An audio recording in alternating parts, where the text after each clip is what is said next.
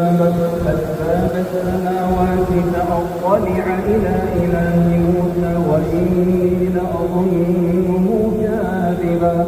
وكذلك زين لفرعون سوء عمله وصد عن السبيل وما كيد فرعون إلا في ضلال